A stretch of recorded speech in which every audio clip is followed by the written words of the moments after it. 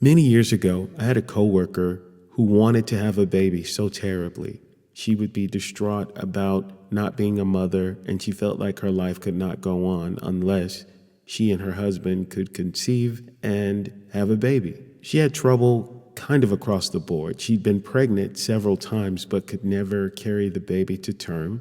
And then the other times, it was just very difficult for her to get pregnant. They saw doctors, they did everything, and nothing seemed to work. She told me that it was affecting her marriage and that her husband was starting to blame her and say that something was wrong with her because she couldn't either conceive or that she couldn't carry the baby to term. Now, at the same time, I had just been introduced to Rhonda Byrne's The Secret. At this time, I was very amped about the law of attraction and how it worked and how I'd applied it to my own life, saw things working for myself. So I explained that to my friend, and she was kind of blasé about it, like she didn't really believe it was possible or that she thought it was just some wishful thinking. I also explained to this friend about scripting and how I'd been introduced to that, and how scripting can also be used as a tool to help you get what you want. I told her every person who is a mother, every person who is a father, to have a birth certificate for the child that says live birth. That was the most important part. So I actually looked at my own birth certificate,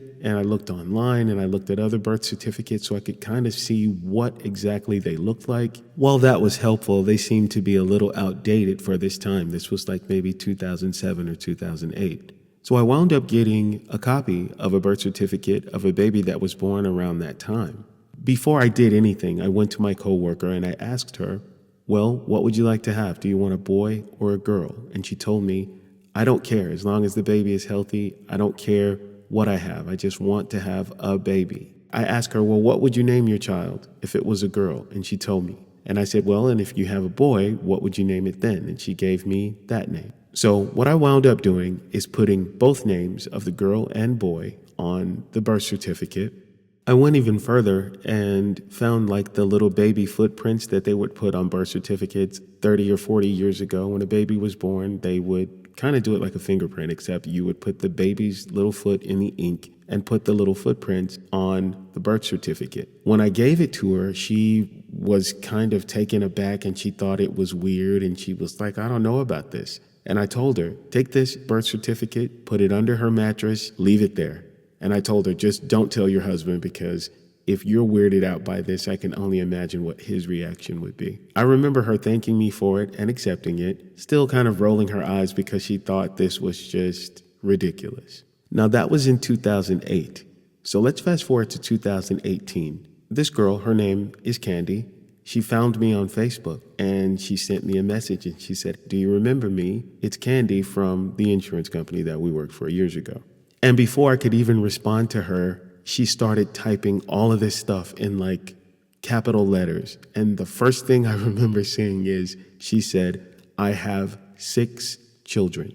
Right after you gave me the birth certificate, I was pregnant instantly after that. I was pregnant back to back like 4 times. And she said, my last pregnancy, I had twins. She went on to tell me that she told her husband what I'd done for her. And after she told him she was pregnant with twins, he said, whatever that is, get it out from under our mattress. We don't need any more kids. And if that's helping us in any way to have more kids, get it out of here. I don't want it in the house anymore. She told me he said that. Now, I'd actually forgotten that I'd even done this for her, but as soon as she said she had 6 kids, it popped in my head instantly. Wow, that script really worked. She said, after I had my first baby, I really believed it worked and I would just wish for another baby, is what she told me. And then she said for years, her husband would ask her, where is that thing that guy gave you? And she said she would never tell him. But after she had her twin, she was like, okay, this is enough. She went on to say that her belief in scripting and the law of attraction got stronger after she gave birth to her first child. She thought, well, maybe this is a fluke. And then when she got pregnant with the second one and the third one and the fourth one, back to back, she said she knew that she could create anything, or if she ran into a problem, that she could script it and it would help her through it. She told me that there were many times that she would cry because she was so happy about the way that her life had turned out and that she was so happy that I had introduced her to scripting about getting pregnant. That's a beautiful story, and it makes me so happy to think she went from a very sad person to a very happy person, and she got exactly what she wanted. Tell me what you think about this particular story. I think this one was really amazing and astonishing, actually.